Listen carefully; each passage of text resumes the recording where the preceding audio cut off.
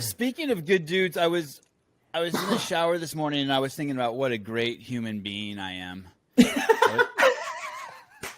I was like, if I could go back in time and I had to only choose to tell the truth about one thing, like if I could erase the lies of Katrin and Miss Catherine Rosman about me, or erase all the lies about COVID and the pandemic and SARS-CoV-2, I would gladly take the punishment and lies told about me to save the world. And I was just like, wow, that's cool. I'm a good dude.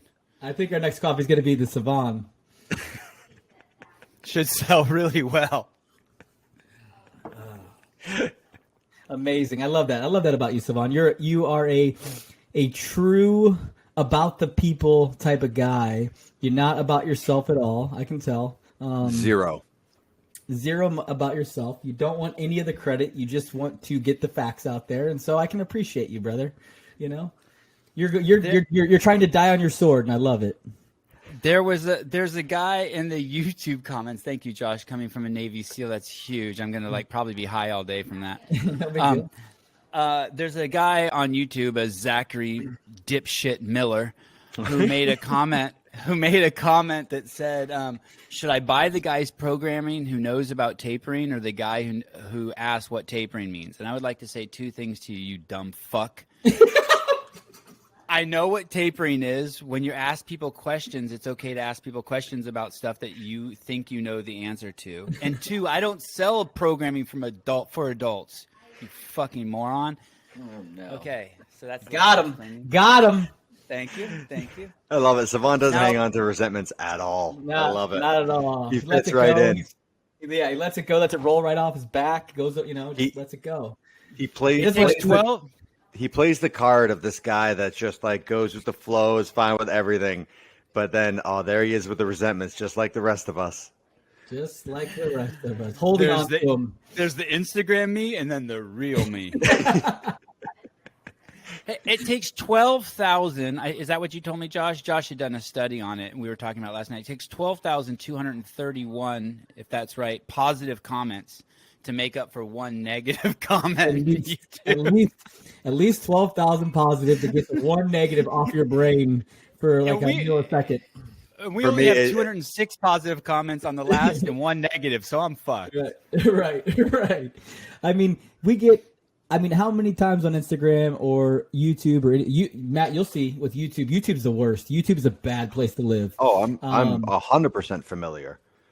Okay, all right. I just know you just started your YouTube video though. Oh no, but like anytime I would I'll get beat up in comments on Instagram or something, I'll go to other people's YouTube channels that was a perfectly good video, just kind of talking, doing whatever, and read through the comments just to see the hate. And then I'm like, oh, the two negative comments on my page weren't bad. Yeah, exactly. It's crazy, man. It's crazy. We talked about this last night though, where you let those good, you'll read the good comments and don't get me wrong, right? Every once in a while, a good comment will catch you and it'll catch your attention. It'll make you feel good. And you'll be like, oh, that's really cool. I'm glad that caused that reaction, right? But it takes, like we were saying, it takes 12,000 of them and then you catch one bad comment. One, hey, you're an asshole. Hey, dipshit, you suck at life. It's just eating at you and all of the emotions come out. It's really funny. It's amazing. I've tried to flip the switch on that too of when I see those comments, you have to remember not a single successful person has ever taken time out of their day to insult someone on social media. Not a one. Fact. Two, if you don't like me or if you're upset at me, call me. And if you don't have my phone number, you don't know me well enough to be upset at me. And then lastly, so I had this recently, and it was when I first released my programming. I have said nothing about what's in it. I haven't released the programming, anything. And some guy put up a thing on social of super proud of this guy for making the transition from competing into retirement so quickly. And I was like, all right, anything followed by but is a lie. So A, you're not proud of me. You're trying to sugarcoat your bullshit that you're about to spew. And he starts going through of like, just because you were good at the sport doesn't mean you're good at programming, like all this stuff. So I do a little digging. He sells online programming, and I'm like, oh, okay, now I see it. He's never done anything in competition, and I don't think you have to be a good athlete to be a good coach. I don't think the two are necessarily go together, but I think like if you're an amazing programmer, why are you not like doing it yourself and seeing results from it? And so anyways, I see this and I get a little heated for a second, and then I just think like, good. Like whole CrossFit career, I never performed well when everyone's like patting me on the back. Like I always perform well when people are criticizing. And then I realize I know this kid's brother. His brother's a buddy of mine. And so I screenshot it. I send it to my buddy and I was like, hey, tell your brother thank you.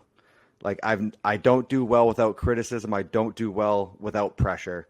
Your brother just motivated me to be even better. And I was like, all right, hopefully that gets back to him. Obviously, you let it go, Matt. I could tell you didn't think about it. No, absolutely, I didn't let it go because I will use that resentment to make myself better. Like I'm not going on a campaign. I don't want to publicize his comment to give him recognition. Like no, I don't know his name. I'm not going to learn his name. But I think about it when I'm sitting down programming and I'm testing my programming and like how I'm going to give that to the members. And I'm like, good. I love it, man. I want to make sure to not prove him right. I want to make sure that my programming is good. I completely agree, man. The naysayers, the haters, those were definitely big fuels for me too. You know, you specifically, you know, when you told me I should do the Masters event in 2018 and I should check it. I remembered it. I wrote it down in my journal and I thought about it later.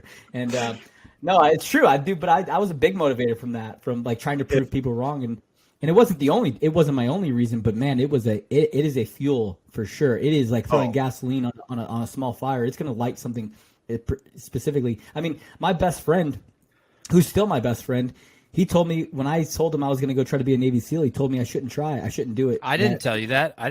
You're not my best friend. Oh. You're my best friend. Okay, go on. Sorry to interrupt. So he told me yeah, he's like I don't think you should do it. He's like, I don't, you know, most people don't make it. It's really tough. It's really hard.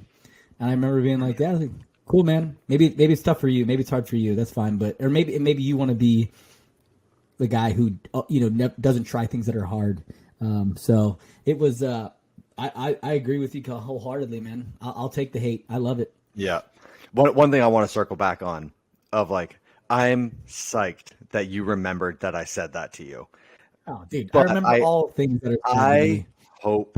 I hope you know that I 100% only said that to you because I knew it would piss you off. There was no like sincerity behind it. I was just like, this will really piss Josh off, and that will make me smile. It did piss me off, and I loved it. I got told by a lot of people, you should just do the Masters qualifiers just to have a backup plan. Yeah. And it was a good fuel for me. And for me, I was like, hey, fuck you. I'm 36 or 37 or whatever the hell I was, and I'm going to go qualify for the CrossFit Games. I don't need to do the Masters event. Yeah. It seems like a theme for a lot of athletes, what you guys are saying. I have a folder saved on my phone, like in the photos, and it's titled "Fuckwads," and it's all the screenshots of people talking shit about me or like just putting me down, insulting me, and whatever it is. And I'm sure a lot of it they weren't even intending to insult me, but I took it that way. And anytime that I'm like, I feel like I was like being lazy or resting on my laurels, anything like that, wasn't giving a full effort, I would just go through that folder and be like, all right. Do I want to prove these people right, or do I want to do something about it? Yeah. Wow. I remember I had It's good, man. That is good. This didn't play out as well as I'd hoped, but I remember reading an article about Rich it was after the 2012 games, and I can't remember what it was in. It might have been Men's Health, might have been something, but I don't know. But I read the article, and at the end it was like, can anyone dethrone Rich? and basically ended with a resounding no. And I wrote it on my chalkboard like a resounding no, and like I looked at it every day when I trained for it. Obviously, it didn't play out. He actually did. He constantly did beat me the rest and never lost. But I remember I wrote it down like that. Those kinds of things are huge fuels for me, right? Like, tell me I can't do something, and then I'll go prove it's it. The best motivator is that when someone tells you can't do it, and I'm like, I'm going to make it my life mission to now do this thing, even if I didn't really care about it before. I'm going to make it my sole purpose. Exactly.